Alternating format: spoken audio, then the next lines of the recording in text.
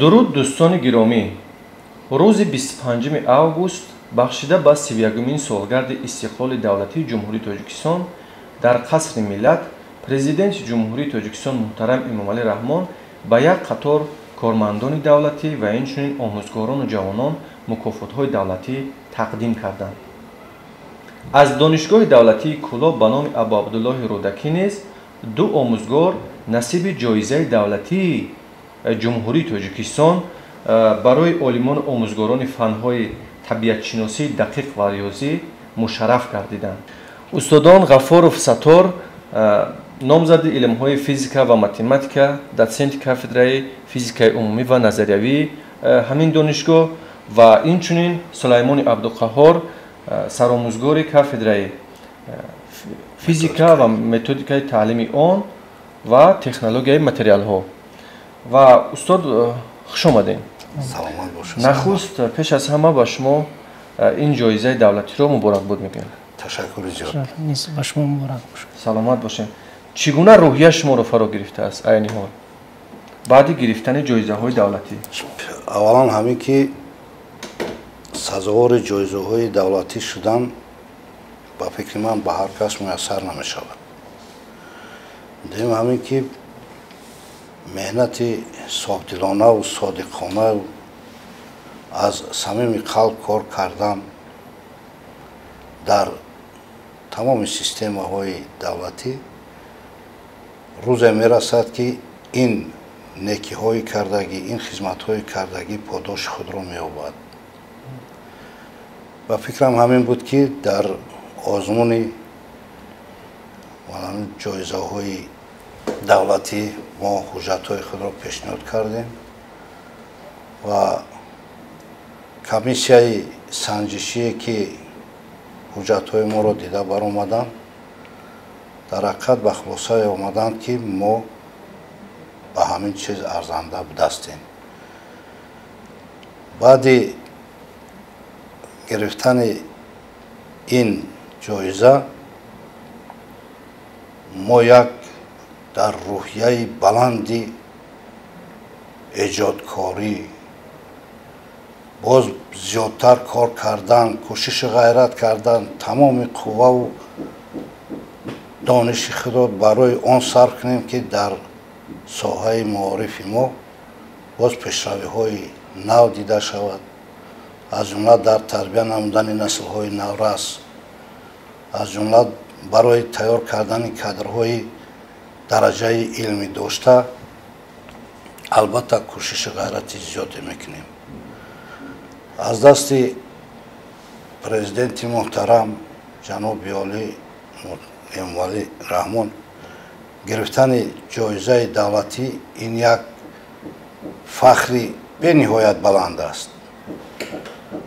баъди гирифтани ин ҷоиза рости гап дар назди мо вазифаҳои нав ба нав, масъулияти нав ба нав гузошта мешавад. аз як тараф агар мо роҳбаланд шуда бошем, аз тарафи дигар моро ин ҷоизаҳо вазифадор мекунанд ки дучанд сечанд кор кунем ва иншоаллоҳ то қуввату дармон ҳаст кӯшиш мекунем ки меҳнат кунем дар тарбияи насли наврас саҳми худро боз зиёдтар гузорем. пешвои миллат қайд карданд ки дар чунин вазъияте ки глобалӣ имрӯз дар ҷумҳурии Тоҷикистон ва дар тамоми давлатҳо ҳастанд, соҳаи маориф аз назари пешвои миллат дур нестанд ва ҳамеша ғамхори он ҳастанд ки соҳаи маориф яке аз соҳаи афзалият ва аввалин дараҷа ҳаст ва ман ҳамчун омӯзгори ҷавон ки сазовори ин ҷоиза шудам барои ман фахр аст ва ман ифтихор дорам ки аз дасти ҷаноби олӣ чунин мукофотро гирифтам ва дар суҳбати ҷаноби олӣ чунин нуқтаро қайд карданд ки яъне он 10 миллион нафаре ки имрӯз дар ҷумҳурии Тоҷикистон зиндагӣ мекунанд ва шумо нафаре ҳастед ки аз он ман интихоб кардам ва масъули шумо имрӯз вазифадор ҳастед ки даҳчанд он дар вазифаҳое ки ҳастед ба давлати миллат содиқона хизмат кунед ва манфиатҳои давлатро аз манфиатҳои шахсӣ дида дар ҷои аввал гузоред ва ман ҳамчун як омӯзгори ҷавон ваъда медиҳам ки он донише ки омӯхтам ва меомӯзам барои тарбия кардани насли наврас дар роҳи хештаншиносӣ, худогоҳӣ ва дӯст доштани ватани худ содиқона хизмат намоям ва дуруст тарбия кунем. саломат бошед. устод, кадом нуктаҳои муҳим дар ин чорабиние ки шумо иштирок кардед аз ҷониби пешвои миллат гуфта шуд? Кадом масъалаҳо бештар мавриди масалан нигаронӣ қарор дода шуд? дар баромади худ пешвои миллат, асосгузори сулҳу ваҳдати миллӣ ҷаноби олӣ муҳтарам Эмомалӣ Раҳмон пеш аз ҳама дар бораи афзалиятнокии соҳаи маориф ва бисёр нуқтаи хуб таъкид карданд ки амнияти кишвар бештар ба маориф вобаста аст. Чунки бача аз хурдӣ то калонсолӣ дар мактабҳо таълиму тарбия мегирад ва диққати асосиро барои кори таълиму тарбия дар мактабҳо қайд карданд.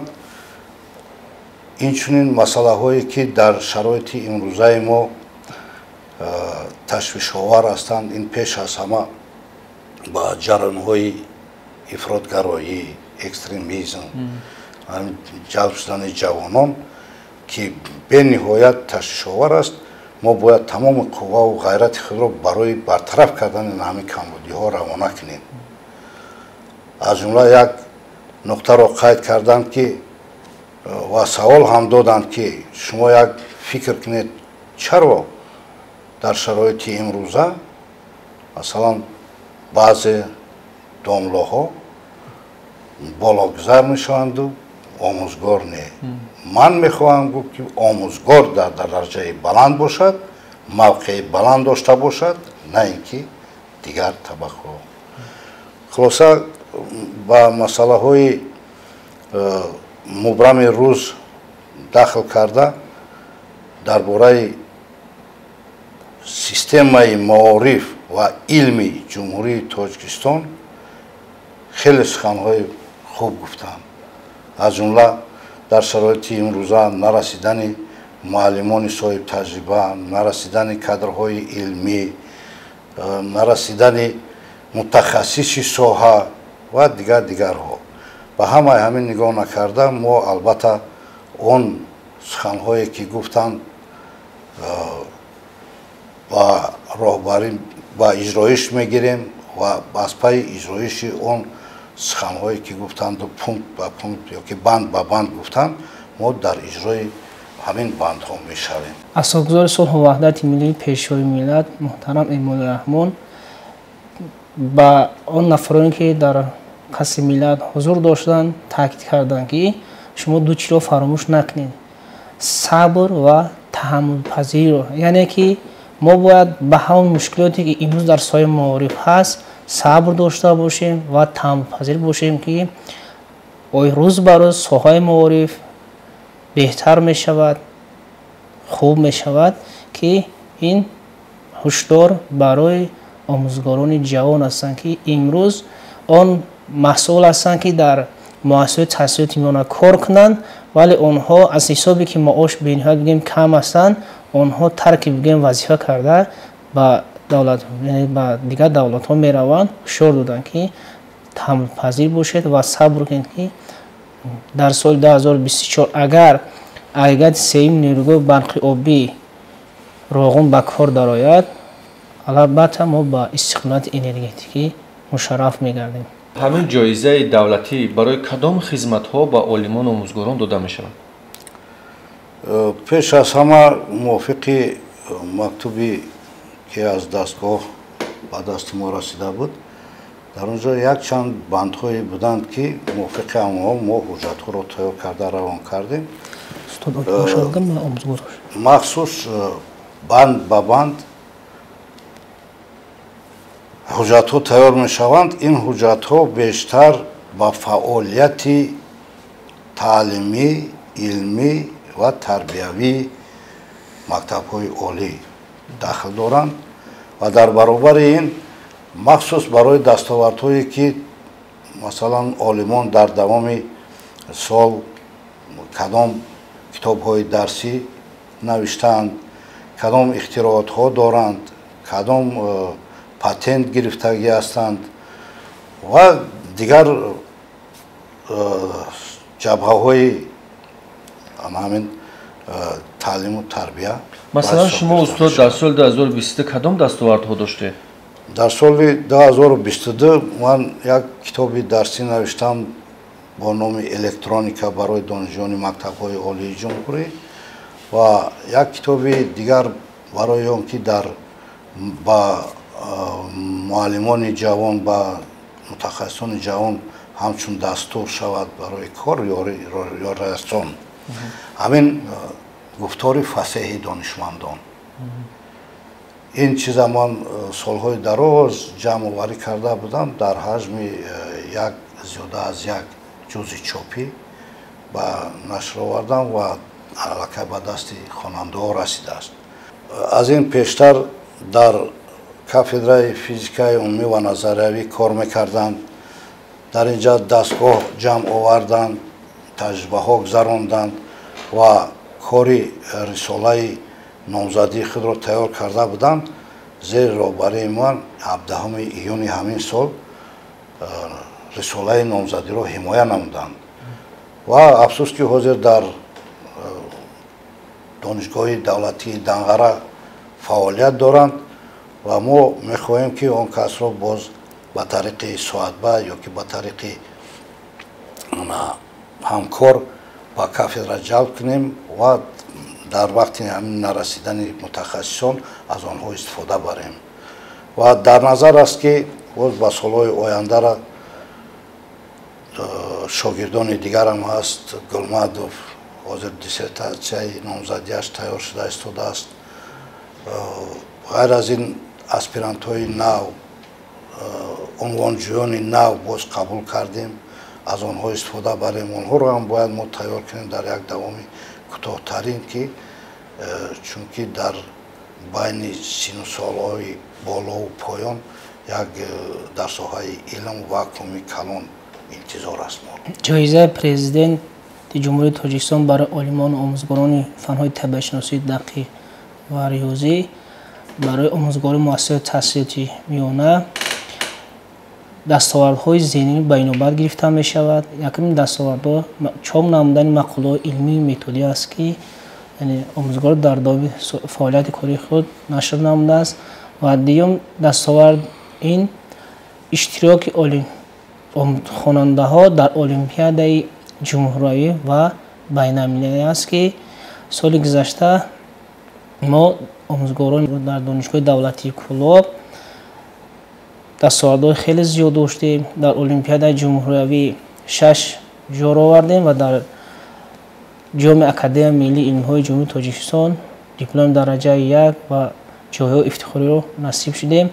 ва дигар дастоварде ки байнобар гирифта мешавад ин чоп намудани китобҳои методӣ ҳастанд ки инҳоро мо кӯшиш намудем ки дар давоми соли таҳсили 2020-21 як дастури методӣ маҷмӯи масъалаҳо аз астроном ва усули ҳалли онҳоро ба чоп баровардем. гуфта намонад ки дар ҳамин сол донишҷӯи курси сеюм Мижгона Назирмадова дар озмуни донишҷӯ ва пешрафти илми техникӣ сазовори ҷои дуюм гашт дар ҷумҳурӣ дар байни 41 мактаби олӣ ки роҳбари илмияш ман будам. ва боз кӯшиш карда истодаем ки донишҷӯёи мо дар олимпиадаҳои ҷумҳуриявӣ иштирок кунанд, махсусан дар илмфурӯғи маърифат. ҳозир донишҷӯ Абдулаҳадова аллакай озмуни донишгоҳиро гузашт, шаҳриро гузашт, ба вилоятро хат гирифт ва ман боварӣ дорам ки боз ба болотар ба республика рафтан мегирад. дар самти омӯдани шогирдон дар озмуни илмфурӯғи маърифат ҳам саҳмгузор ҳастед. шумо чӣ устод? албатта бо низ дар ин саҳмгузор ҳастем. соли гузашта Шариф Бобушо низ дар ин узм иштирок намуда дар вилоят сазори ҷои дуюм шуд ва дар ҷумҳурӣ бошад ҷои ифтихориро насиб шуд. ва мо низ кӯшиш кардаистем ки آماده نمودن شاگردان رو در این آزمون خیلی فعال نماییم و دیگر آزمون‌هایی که برگزار می شود نه تنها این فروم معرفت است و یک چند آزمون‌هایی هستند که امسال باز شدن می‌گذارد.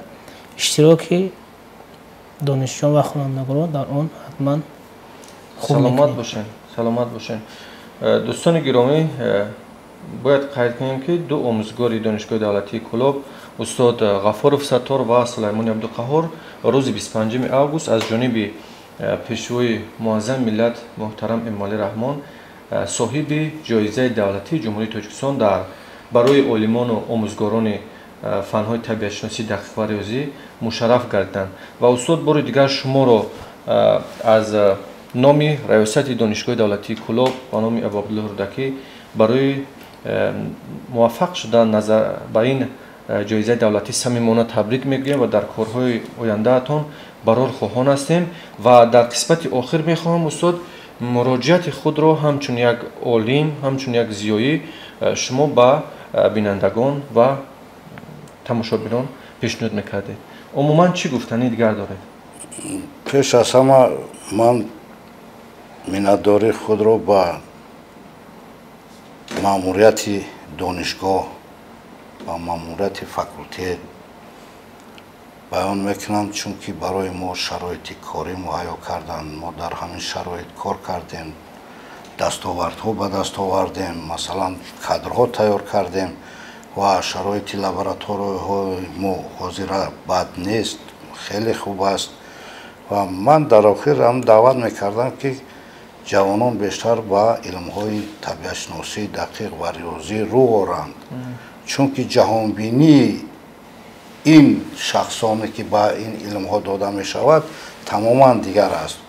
من فکر میکنم که آنها با جمعیت، با طبیعت، با طور واقعی بیشتر اهمیت میدهند و از سزاوار کشف کردن قانون ها و اختراعات های نو به نو میگردند. من منتداری خود را اولا به اساسگزار صلح و وحدت ملی پیشوای ملت محترم امروز میرسونم که برای ما جوانان چنین غمخوری و چنین جایزه دولتی را اعلام نموده است و بعدا منتداری خود را با آموزگار دانشگاه دولتی کلاب که استاد غفارov و دیگر استادانی که در آنجا به ما تعلیم دادند میرسونیم که آنها در تربیت کردن ما جوانان به نهایت نقش کلان دارند و مخصوصا چنین استادا بودند که ما نازک‌های کسب خود را از این استادا آموختیم و بعدا منتداری خود را با آموزگاران مکتب پرزیدنتی و با ماموریت آنها میرسونم که با ما نیز دستگیری کردند که ما تا با این آزمون آماده اشتراک کنیم. هنر آموز کس هنرمندی در کشایی کنه نه در بندی. به همین خاطر هر یک ما رو در این زمان پرتلاطم وظیفه‌دار میکند یا وظیفه‌دار هستیم که علم آموزیم تا بیشتر بدونیم، زیرا علم ما را از جهالت، از خرافات، از همه بدی‌هایی که در روزگار است نجات می‌دهد. پاینده و کامگار باشد.